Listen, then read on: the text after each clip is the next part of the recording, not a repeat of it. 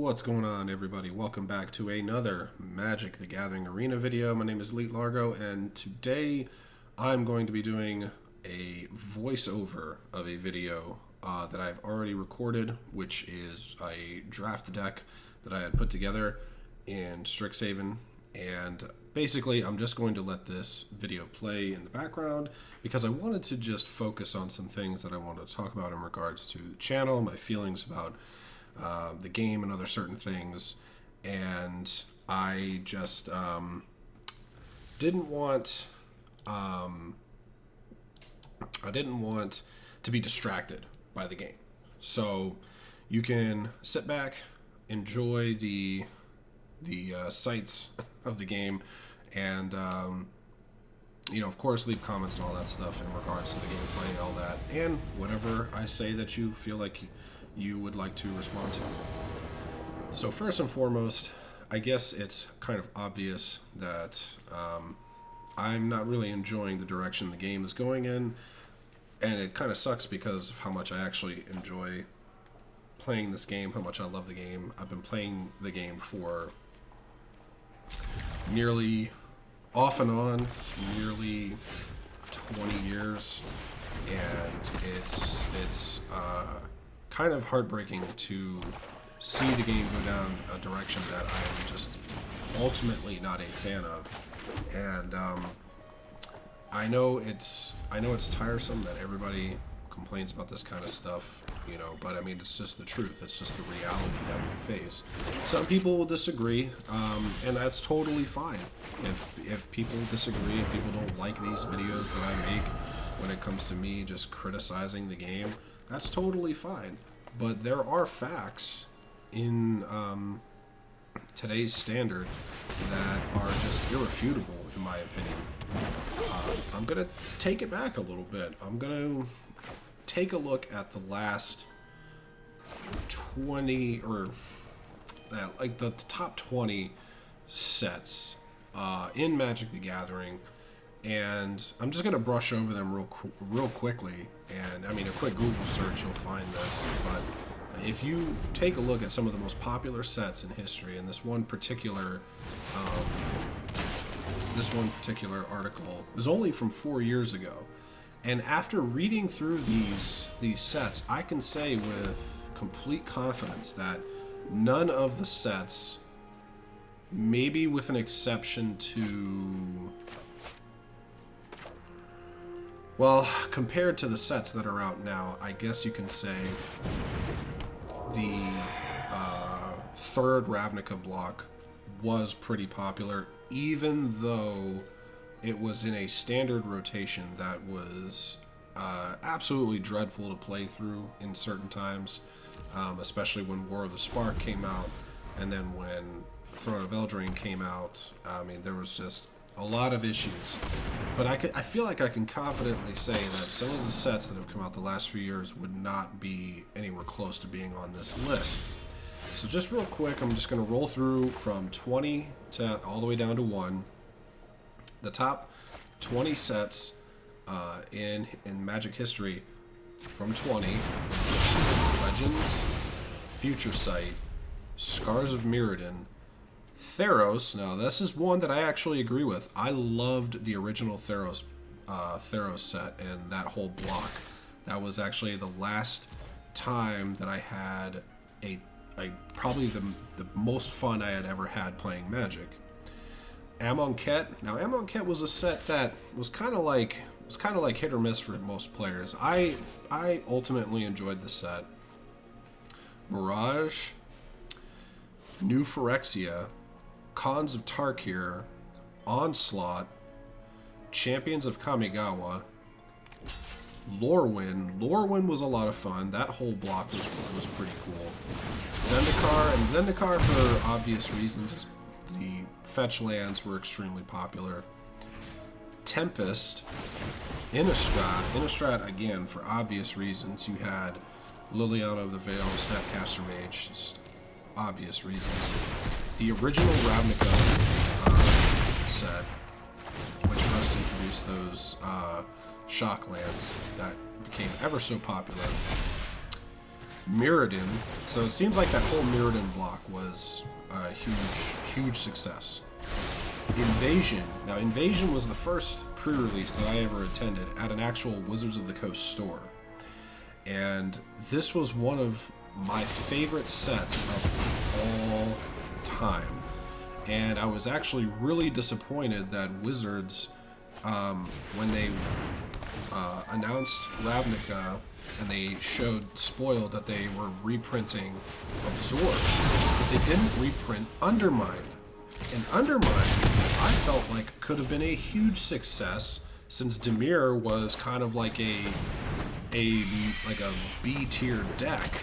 You know, you had to really play your cards right and get lucky with draws to really do well with Dimir. And I feel like they missed a ball here by not reprinting Undermine. I was thoroughly disappointed, and that was probably my biggest disappointment about that Ravnica block.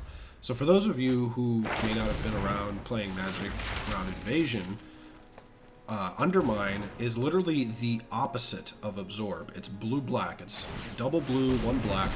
Counter target spell, its controller loses 3 life. It's my favorite counter spell. I loved it more than Absorb.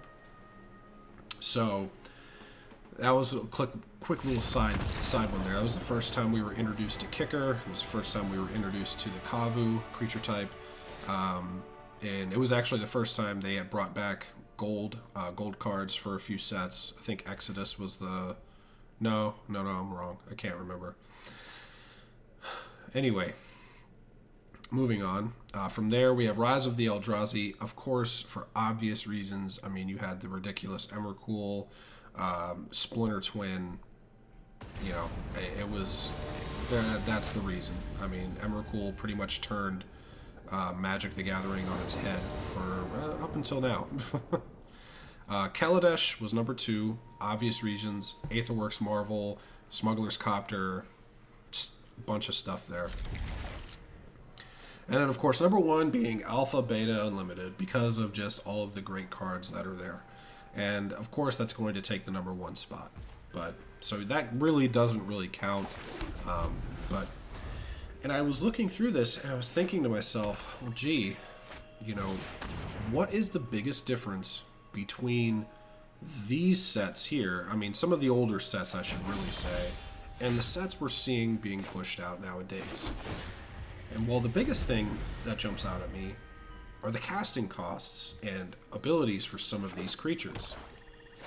And some of these spells, rather. Long are the days where Magic the Gathering was more of a strategic chess match in terms of playing cards and trying to outwit your opponent and kind of gain the upper hand through playing your cards strategically and at the right time and knowing exactly when to do certain things. Not saying that there isn't that element now, but I feel like when I first started playing, it was more than just turn your land sideways and play all of these creatures, or, ramp out X amount of mana in like 3 turns and play this 7-8 mana spell and essentially win the game. So it seems like it's gone from this, carefully drawn out form of play to this fast-paced, lower-cost ramp style of play that focuses on getting as many things out onto the board, or getting as much mana out onto the board, or getting a certain planeswalker out on the board. That's just how I see it. And nothing really says it better than a lot of the abilities and mechanics that Wizards of the Coast is bringing out these days. You look at cards, or you look at abilities, or mechanics rather, I should say, like, I guess I'll just start naming them. I don't want to start just like trying to put them all in order, but I'll just start naming some. The first one being Mutate. And Mutate was a an ability that I thought was interesting at first. I always take everything these days that Wizards does with a grain of salt. So I see something like this and I'm just like, all right, well, let's see how it plays. And then when I saw how the mechanic plays, I wasn't a huge fan of it. A lot of it's good, but I'm not a huge fan of it. And it was mutate turned into basically turned. It was basically like a hybrid of like morph and being in like one of like those creature enchantments that Theros initially had brought out. And what really made me not like the mutate ability was the first time I tried to remove a creature that the mutate ability was targeting prior to it actually resolving. And then when I did that, they just got the creature on the board anyway. Now, granted, they didn't get the you know, the perks of successfully mutating, but they just got a replacement creature anyway. So I wasn't a big fan of how that actually plays out. The next, probably the most obvious one, is Foretell. And Foretell, to me, is just like a doped-up version of Suspend. Only you get to choose when you cast it. Now, obviously, you can't cast it the same turn you Foretell. But I feel like Foretell is just one of those things that is just... It's almost too powerful. Because, you know, outside of having a turn 1 duress, you know, or a turn 2 duress, or some form of discard, you can tuck cards away without having to worry about losing them to any type of discard. You can play certain things at the perfect time. It's almost like getting an advantage by playing defensively. And, you know, I do enjoy playing Control most of the time, but I have, you know, I branch out and I play other types of decks. But the biggest problem I always run into is Foretell. And I feel like Foretell, again, is just one of those things where it kind of goes against the foundation of the game. Now, again, the game is an ever-evolving... it's ever-evolving, I could just say that. But I feel like it's getting away from its traditional mechanics, I should say. Traditional style, traditional design is probably the right word. But I don't think anybody would really ever admit it. And like I said, I feel that Foretell was ultimately a mechanic that was a little too powerful. And that kind of goes into my next argument here, is cards like Alrund's Epiphany. And this is probably the card I probably have the biggest problem with because of Foretell. On its own, it's 7 mana. I'm like, okay, fine, whatever. But if you Foretell it, it only costs 5. Now, I remember taking an extra turn was one of the craziest, like, things you could do in Magic the Gathering. Take an extra turn. What? It's like almost unheard of. And, I mean, you see it, you know, obviously from way back in the original sets, Time Walk, but there's a reason why that card is banned. And since then, they've tried making, like, little hybrid versions of the card. You know, you get cards like Time Warp, which has some really cool art, by the way. You know, Teferi from 421, I believe, or 20, one of those two. And it's now kind of gotten to the point where taking extra turns is almost like it's borderline common to see now in most decks, especially now with the amount of mana ramp that you see. That doesn't seem to be going anywhere anytime soon. Every set there seems to be some really solid common or uncommon card, or even a rare, that allows you to mana ramp to a degree that puts you 1 to 2 steps ahead of your opponent. Now, against certain matchups, it may not be that big of a deal, but in most matchups, in my opinion, I feel like that's really tilting the balance of power. in the wrong direction.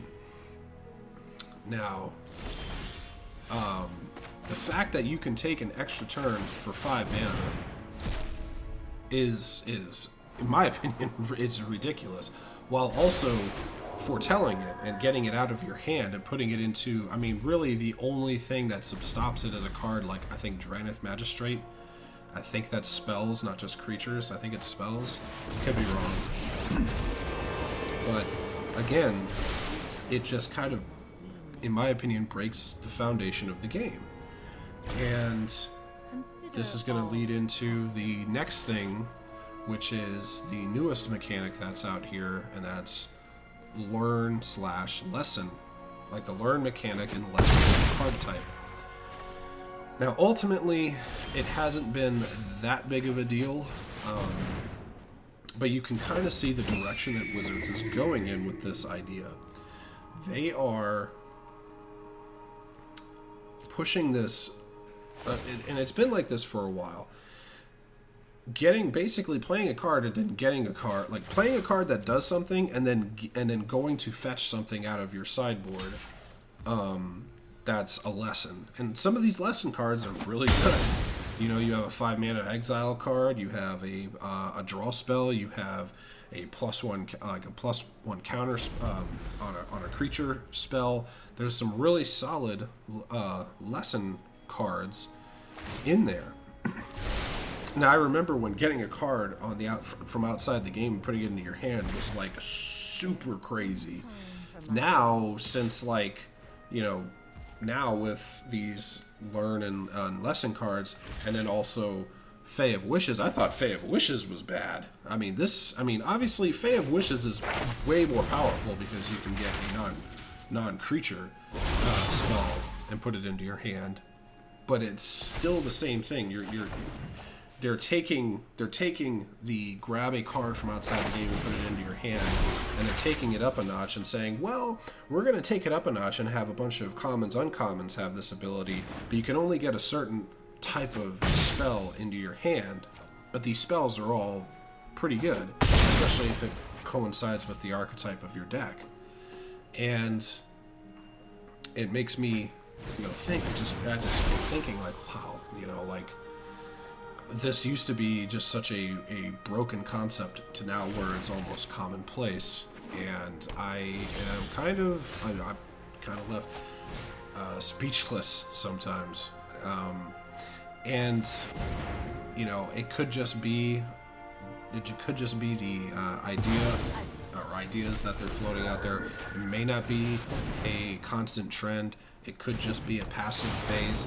We don't know, and only time will tell. So with all that being said, I've increasingly, Strixhaven hasn't been that bad. And this is going to lead into my final thing.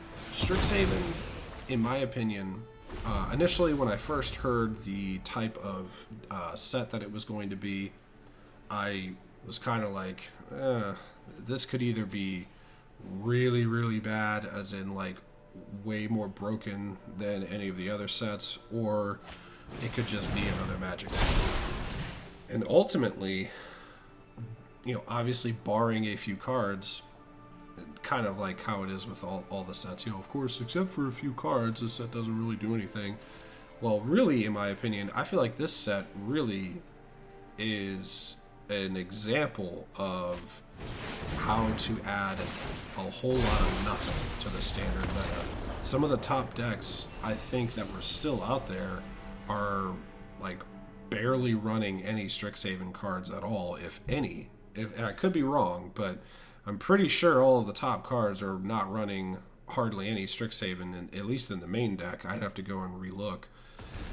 So me looking at Strixhaven goes, this is a prime example of how to add absolutely nothing to a standard meta and play it the safest possible. Really, the only thing that I liked the most were the rare lands. The check land 2.0, and which I think is great. I really liked those lands. I felt like we've been needing those types of lands for a while. I'm not a huge fan of the double face lands, but they were better than nothing at all, or just a rehash of the temples. But with all of that being said, I've decided to. I'm still going to continue to push to make Magic content, because I love doing it.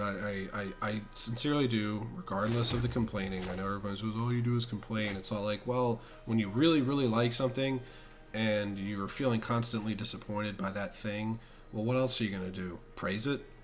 I mean, I'll praise the past and the history of it, but I'm just not a huge fan of a lot of things that are going on. And trust me, it'll change. I know it will change. It's only a matter of time.